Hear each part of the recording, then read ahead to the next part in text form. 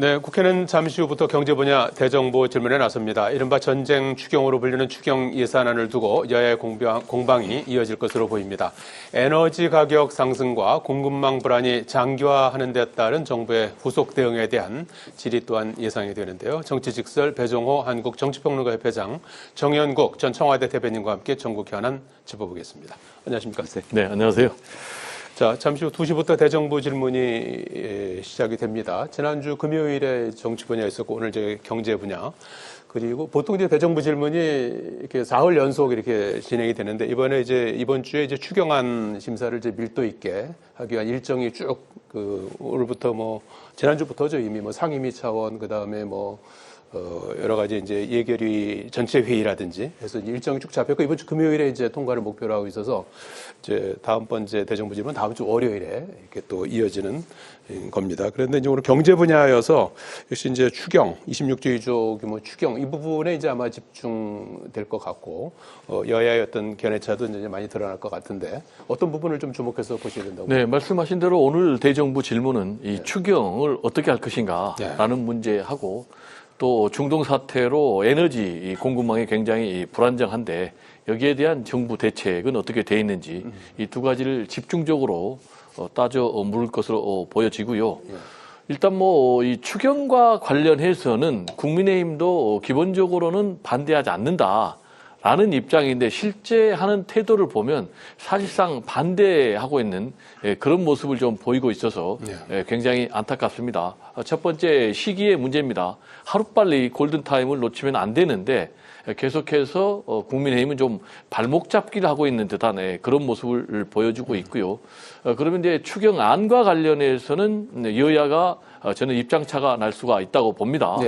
26조에 관련된 그런 이제 추경이 과연 지금의 상황에 맞는 그런 추경으로 구성이 돼 있는지 아닌지 이 부분은 야당이 저는 아주 꼼꼼히 따져 물을 필요가 있다고 봅니다. 일단 이제 26조와 관련해서 하위 70%에게 지금 우리가 지원금을 주지 않습니까? 그렇습니다. 그게 한 5조 정도 되는데 하위 70%까지 해야 되느냐? 좀 더 소상공인이라든지 사회 경제적인 약자에게 집중하자. 이런 부분은 저는 국민의힘의 주장이 상당히 좀 설득력이 있다고 봅니다. 그래서 충분히 이 부분은 저는 조정이 가능한데 그냥 이거를 전체적으로 선거용 매표용이다라고 몰아붙이는 것은 좀 맞지 않고 좀 구체적인 대안을 제시할 필요가 있지 않나라는 생각이 들고요. 지금 국민의힘에서 관련해서 문화인들에 대한 지원은 좀 아니지 않느냐라는 부분은 제가 좀 동의하기 어렵고요. 농업민들에 대한 지원도 좀 아닌 거 아니냐라는 부분도 동의하기 어렵습니다. 왜냐하면 지금 중동 사태로 사회 경제적인 약자들이 직격탄을 받는데 바로 문화인들 그리고 농업민들이 여기에 해당되기 때문에 그렇습니다.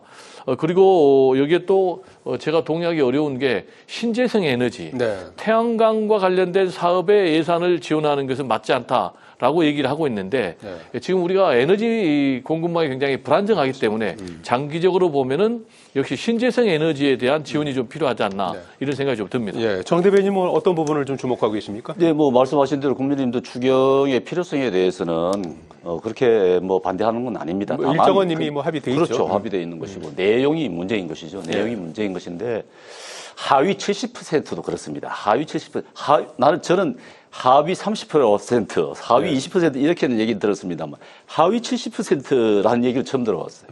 그러면은 20%, 30%대에 있는 사람들은 그러면은 70%, 4, 5, 60, 70% 있는 사람들하고는 얼마나 차이가 많이 나는 것이겠습니까? 70%라면은 대부분의 국민을 얘기하는 거예요. 상위 30%가 사실 국민 세금의 대부분을 부담을 하고 있잖아요. 그렇다면 30% 우리는 뭐냐 이렇게 얘기할 수 있는 것이고. 국민의 70%를 지원한다는 얘기죠. 그렇죠. 국민의 70%를 지원하는 것인데 그렇게 해서는 안 된다는 얘기죠. 그러니까 정말 꼭 필요한 사람들, 꼭 에너지 취약계층의 사람들, 그리고 꼭 필요한 산업, 물류 이런 부분들에 대해서 좀 세밀하게 따져서 세밀하게 선정을 해서 두텁게 지원을 해야 된다는 것이 맞는 부분이고 그리고 그 내용 가운데 보면은 전혀 이번 중동사태와 관계없는 내용들이 있단 말이에요. 근데 예를 들어서 TBS 같은 경우 교통방송인데 교통방송의 방송 제작 지원금을 왜 지금 추경으로 지원을 해야 된다는 얘기입니까? 경영지원금 왜 지금 해야 된다는 얘기죠. 이런 거는 전혀 맞지 않는 것이고요. 문화예술도 해야 되는 부분이죠. 해야 되는 부분인데 꼭 추경으로 지금 이런 시급한 상황, 시급한 사람, 시급한 분야에 더 지원해야 될 부분인데 지금 해야 되느냐 하는 부분이 있기 때문에 이런 부분은 따지지 않을 수 없는 것이고 또 얘기를 듣기 위해서 이런 부분에 대해서는 좀 야당의 얘기도 듣고 좀 논의를 했으면 좋겠습니다. 알겠습니다. 자, 잠시 후 2시부터 이제 국회 방송에서도 중계가 되니까요. 한번 지켜보시길 바라겠고요.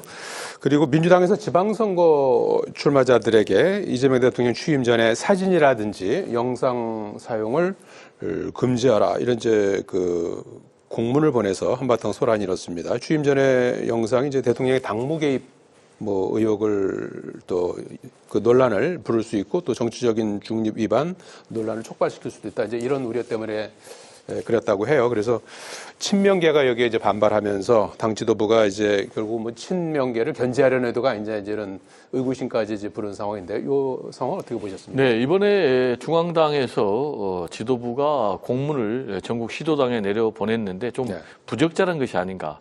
저는 개인적으로 그렇게 생각을 합니다.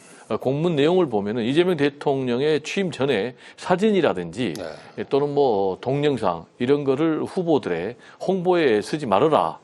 라는 것인데요. 잘못됐다, 부적절하다라고 판단하는 이유는 첫 번째로 표현의 자유를 이거는 위반한 것입니다. 특히 이제 지방선거에 출마자라면 당연히 자기 선거 홍보에 도움이 되는 거는 뭐든지 쓸 수 있는 것 아니겠습니까? 특히 이제 불법만 아니라면. 근데 이게 전혀 불법이 아니에요. 그렇기 때문에 저는 표현의 자유를 너무 지나치게 제한한 것이 아닌가 그런 생각이 들고 표현의 자유. 두 번째로는 논리가 좀 맞지 않습니다. 대통령의 당무 개입의 의혹 논란 또는 뭐 정치 중립 의무 위반 논란을 불러일으킨다고 하는데 분명히 공문에 나와 있잖아요. 대통령 취임 전에 영상, 사진 쓰지 말라고 그랬는데 대통령 취임 전에 그 영상과 사진을 쓴 것이 무슨 당무 개입 논란, 이것도 선거법 논란으로 연결되는지 이건 논리 자체가 좀 안 맞고요. 그리고 세 번째로는 이번 지방선거의 취지하고도 맞지 않습니다. 이번 지방선거의 핵심 취지는 결국 대통령이 국정운영을 잘했느냐 안 됐느냐 이걸 판단하고 심판하는 거거든요. 그러니까 중간선거, 중간의 평가의 성격의 그런 선거인데 대통령 마케팅 자체를 막는다라는 거는 좀 맞지 않고 그다음에 전례도 좀 맞지 않아요. 그래서 지금 뭐 강덕구 최고위원 반청으로 분류가 되는데 아니 정청래 대표도 지난번에 문재인 전 대통령 뭐 활용하고 그랬는데 왜 못하게 하느냐. 라고 반발하고 있고 앵커께서 말씀하신 대로 특히 친명에서는 야 그러면 우리는 대통령과 가까운 거를 우리 선거운동에 써야 되는데 이걸 못하게 하면 우리가 손해 아니냐. 혹시 지금 뭐 친명계를 겨냥한 그런 좀 편향된 지침 아니냐 이렇게 지금 반발하고 있는 그런 상황입니다. 바뀔 가능성 있을까요, 지침이? 뭐 이거는 이미 이제 중앙당 지도부에서 해명을 좀 내놨는데 슬쩍 좀 뭐 어떤 여운을 남겼기 때문에 저는 이걸 가지고 계속해서 뭐 단속을 하기는 좀 명분 설득력이 없지 않나 이렇게 생각이 됩니다. 쓰는 걸 어떻게 하기는 어려울 수도 있다. 근데 그러니까 불법도 아니고 글쎄요. 선거법 위반도 아닌데요. 정 대변인 어떻게 보셨습니까? 뭐 대통령의 지지도가 워낙 높으니까 후보자들 입장에서는 대통령 어떻게든지 마케팅에 활용하고 싶죠. 그럴 수밖에 없을 겁니다. 그런데 이제 저는 이걸 보는 게 이 역시 당권 다툼의 일환으로 봅니다. 왜냐하면은 지금 친명 대 친청이잖아요. 친명 의원들이 아무래도 대통령에 대한 사진이 많을 것이고 활용도가 높을 것이겠죠. 그렇다면 친청이 좀 불리할 수 있는 것 아니겠습니까? 이게 지방 의원들이잖아요. 우리가 지금 광역시도 지사를 광역시도 지사 뭐 시장에 대한 관심이 많은데 사실은 지금 지방선거이기 때문에 시, 군, 구 의원들 이게 지금 2,900만 정도에 가까워요. 그런 시, 군, 구 의원들을 풀뿌리 민주주의의 기본 기초 의원들을 뽑는 것이란 말입니다. 그런데 이 의원들이 대부분 다 지역 조직을 다 장악하고 있잖아요. 나중에 전당대회 할 때 이 지군구 의원들이 다 지역을 당원 가입을 시키고 관리를 하게 된다는 겁니다. 그렇기 때문에 이거 굉장히 중요한 포인트예요. 그렇기 때문에 친청을 더 많이 확보를 해야 되는 겁니다. 친청 의원들을 더 많이 확보해야 되기 때문에 확보해야 당 대표 같은 경우는 그게 이제 전당대회 나왔을 때 유리할 수밖에 없는 거잖아요. 예. 이게 그러니까 단순하게 볼 사안은 아닌 것 같아요. 그래요. 그러니까 대통령 마케팅 좋아요. 좋지만은 지금 민주당 내에서는 이게 지금 당권 다툼의 일환이다. 저는 그렇게 보여집니다. 예, 당 내부에도 당권 다툼의 일환이다. 자, 그 대구 선거 상황을 좀 계속해서 좀 봐야 될 것 같습니다. 국민의힘 대구시장 공천이 여전히 완전히 이제 불씨가 꺼진 것 같지는 않아 보입니다. 지금 뭐 6명이 이제 경선을 이제 하는 걸로 당은 정리를 했는데 다음 주에 이제 2명으로 압축하고 이달 말쯤 이제 국민의힘 후보를 이제 공천하는 걸로 이렇게 일정을 잡고 있는데 지금 컷오프 됐던 주호영 국회부의장 가처분 기각이 되지 않았습니까? 그래서 지금 항고 방침을 밝히고 있고 이준석 전 위원장은 장동혁 대표가 재보선 공천 이걸 이제 시사하니까 귀찮아 떠났다. 또 이런 입장을 밝혔습니다. 그리고 민주당에서는 김부겸 전 총리가 박근혜 전 대통령 예방까지 언급하면서 또 보폭을 넓혀가고 있는 그런 상황인데 지금 대구 선거 상황 어떻게 보고 계십니까? 네, 김부겸 전 총리 대구 민심을 굉장히 깊숙하게 파고드는 것 같습니다. 지역 사정을 정확하게 꿰뚫어 보고 계시고 또 박근혜 대통령 만나고 싶다 하는 모습들도 다 대구 민심들을 알고 계시기 때문에 그런 것인데 지금 오늘 아까 말씀하신 대로 이준석 전 위원장이 이제 기참 떠났다 하는 것은 이제 무소속으로 나갈 의지가 강하다는 것이잖아요. 주호영 의원도 마찬가지로 무소속에 대한 의지가 강합니다. 그러니까 두 분이 다 그동안의 여론 추이를 봤을 때 1, 2위를 다투던 분이기 때문에 그렇습니다. 그렇기 때문에 이 부분 두 분 다 무소속으로 나갈 가능성은 저는 있다고 봐요. 왜냐하면은 지금 이제 국민의힘 의원들의 후보들의 이제 6명이 경선을 해서 1명 될 거 아닙니까? 그렇죠. 그럼 국민의힘 후보가 생길 것이고 이분들 두 분들 나가면 무소속 두 분하고 3명이 다시 이제 선거전을 펼치는데 나중에 가서 단일화를 할 수 있다고 보여져요. 그것도 괜찮다고 봅니다. 그런 일종의 결선 투표가 되는 것이기 때문에 보수 후보들끼리 같은 식구들끼리 일종의 결선 투표의 성격을 갖고 있기 때문에 두 분이 아마도 무소속으로 나가실 가능성이 있다. 단일화까지 염두에 두고 단일화까지 염두에 두고 그런 전략으로 지금 펼쳐진다 그러면은 지금 각자가 각자 도상하면서 나중에는 하나로 뭉치게 될 경우에는 시너지 효과가 발생할 수 있겠다. 그렇게 됐을 때 대구 민심도 지금은 많이 사실 실망감 때문에 좀 떠나 있는 편인데 그때 되면 다시 이제 뭉치게 되는 계기가 이루어지지 않나. 그렇게 보여지기도 합니다. 예. 어떻게 지금 대구 선거를 어떻게 지금 보고 계십니까? 지금 뭐 완전히 자중질환의 모습을 보이면서 김부겸 전 총리의 이 상승세가 계속 확장이 되는 그런 상황 아니겠습니까? 최근에 뭐 대구 지역의 지역 민방 여론조사 결과에 따르면은 6명 후보 다 합친 지지율보다 김부겸 전 총리의 지지율이 오차범위 밖에서 이긴다는 거 아니겠습니까? 그래서 지금 뭐 말씀하신 대로 주호영 의원도 무소속으로 출마하고 이준석 전 위원장까지 출마를 한다면 사파전이 되는 거 아니겠습니까? 사파전이란 얘기는 이제 민주당의 김부겸 후보 1명에 국민의힘 소속의 3명이 분열된다라는 얘기인데 양자 대결로 가도 지금 김부겸 전 총리가 여론조사 추세를 보면 여론조사는 조금 좀 인용은 좀 자제해 주십시오. 그러니까 여론조사 구체적으로 안 하고 이길 가능성이 상당히 높은 상황인데 지금 뭐 국민의힘이 3분 되면은 이거는 필패는 기정사실화 되는 거죠. 그래서 지금 국민의힘에서는 어떻게 해야 되느냐?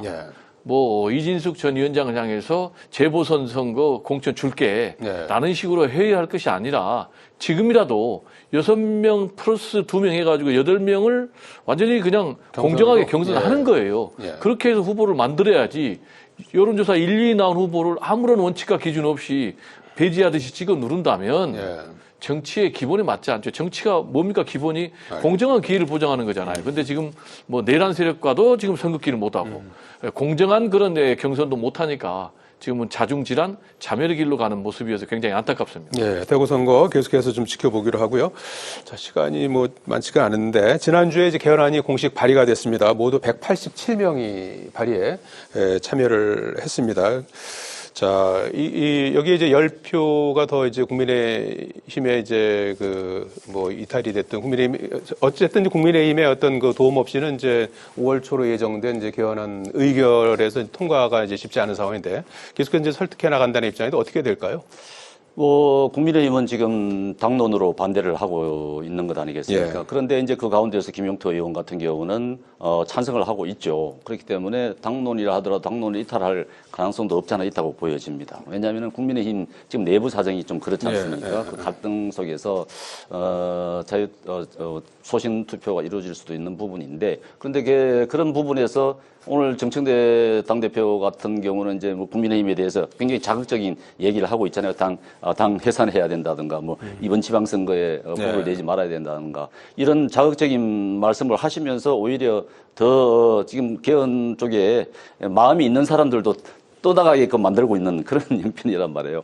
개헌에 대해서도 국민의힘에 대해서도 국민의힘도 전혀 뭐 완전히 반대를 하는 게 아닙니다. 그 내용에 대해서는 어느 정도 동의를 하고 있는 것이고 한데 다만 우려되는 것이 이제 선거 직전에 이루어지는 것이고 그 내용 속에 보면은 이제 대통령이 개헌권에 대해서 국회가 국회 권한을 강화하는 부분 필요하죠. 필요한데 그 부분이 이제 만약 이번 지방선거 때 국민투표를 같이 하게 된다 그러면은 그 부분에 대한 대통령의 위법성이라든가 위헌성이라든가 폭력성이라든가 이런 것이 더 강화될 수밖에 없을 겁니다. 그렇기 때문에 그게 선거에 이용이 될 수밖에 없는 그런 상황이 되는 것이고 하기 때문에 지금 뭐 내용에 대해서 뭐 반대를 하지 않는다 하더라도 시기적으로 맞지 않다.